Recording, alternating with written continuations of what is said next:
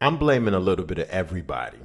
Okay, I feel free to let me know in the comment section what you think. I am blaming everyone in this situation, not necessarily all the victims. Condolences to the family. Condolences to anyone who watches this video that is associated with this case and the victims.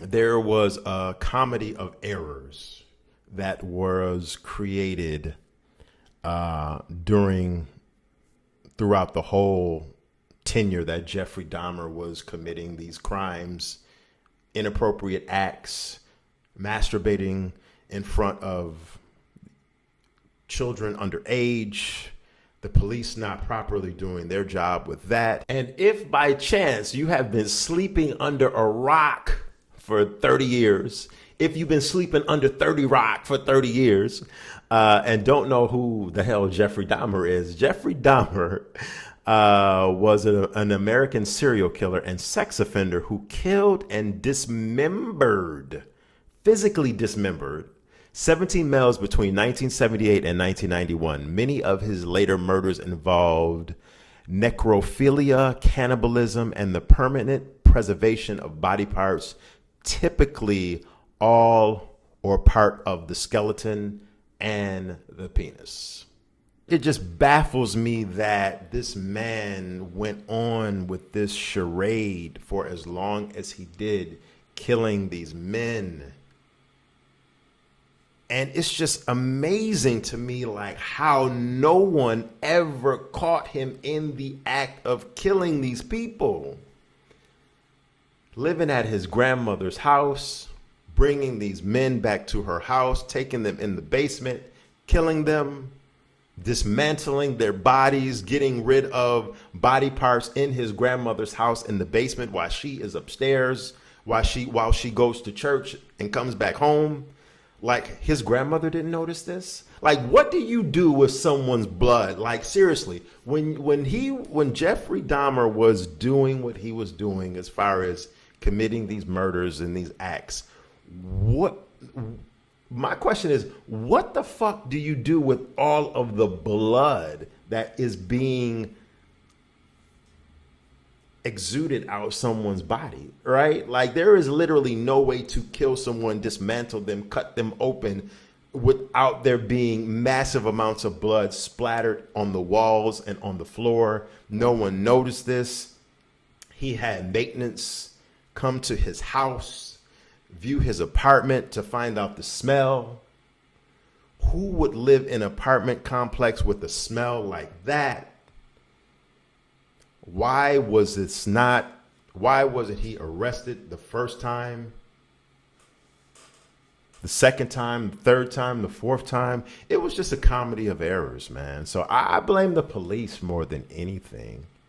But there was like the testimony, like going back and listening to like old Phil Donahue TV show, you know, the interview that he did at the time with Tracy Edwards, you know, the man who escaped and ultimately was the reason why Jeffrey Dahmer was apprehended. Listening to his testimony and him breaking down the reasoning why he went to Dahmer's apartment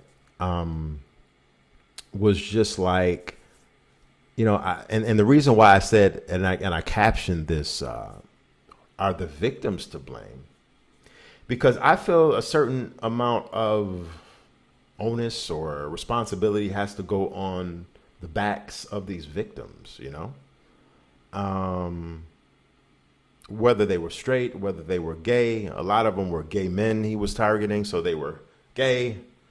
You know, that's truly nearly here nor there. But the fact that you would welcome being invited to another man's house, and this is specifically talking about the whole Tracy Edwards thing, who said in the courtroom that he is a heterosexual man and not gay. As the story goes, if you don't know, Tracy Edwards and some of his friends were at a mall. Jeffrey Dahmer approached them Jeffrey Dahmer was like, I'm a photographer. I'm new here to the area from Chicago. Are you men interested in taking photos? They were like, what kind of photos? And he said nude photos. Did he describe the kind of pictures that you were going to be posing for if you chose to take him up on the offer? He said nude. Nude. Right. We proceeded from there. He said he was going to buy all his guys beer, rum, and coke, watch videos or something like that. First of all, what man feels comfortable enough to come up to a group of men in a mall or in a store and ask them, would you be interested in taking pictures for $100, nude photos? Like, I'm a photographer. Who would even entertain this conversation? And the fact that Jeffrey Dahmer had the balls to come up to a group of black men, there was a white gentleman there too, but the fact that he had the balls to come up to a group of black men and say this shit is absolutely mind-blowing. And the fact that Tracy Edwards was like, you know what, I'm gonna take you up on, Tracy Edwards saying he's a heterosexual man, okay? I'm going to take you up on that offer, meet you back to go to your apartment. We can go back to your apartment, buy some beer, buy some alcohol, and I'm going to take some new photos. And he's a heterosexual man. Who would take that man up on that offer, bruh? It's that right there alone is mind blowing. Like, for $100, you would prostitute yourself for $100? $100? It's just, I feel like in life, man, listen, we put ourselves in certain situations that if we can't get out of that shit, sometimes we just have to blame ourselves, man, because we had no business doing what we were supposed to be doing, man. But as the story goes on to say, Tracy Edwards did escape that situation, but the lifelong trauma, and if you go check up and YouTube and check, there's a lot of stories on him on YouTube and where his life is at right now. He's dealt with some issues throughout his life, drug issues and things of that nature.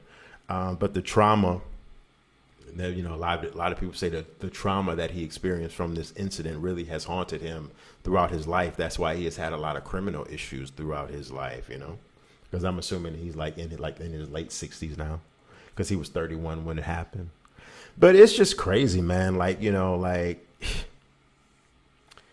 It's just, I just wanted to put my little 2 cents on it because I have, like I said, for some reason been drawn to a lot of true crime docs lately. Jeffrey Dahmer, doing my research on him has been one of them. Richard Ramirez, the Night Stalker, that case has always fascinated me from the 1980s growing up, living through that and watching the news and seeing him on the TV get apprehended. And while the police were looking for him, I lived through that. So maybe we might talk about Richard Ramirez next. But let me know in the comment section what you think. Who is to blame ultimately for the Jeffrey Dahmer situation? Of course, the police is number one. Public enemy number one is the police. But some onus has to go on the victims too.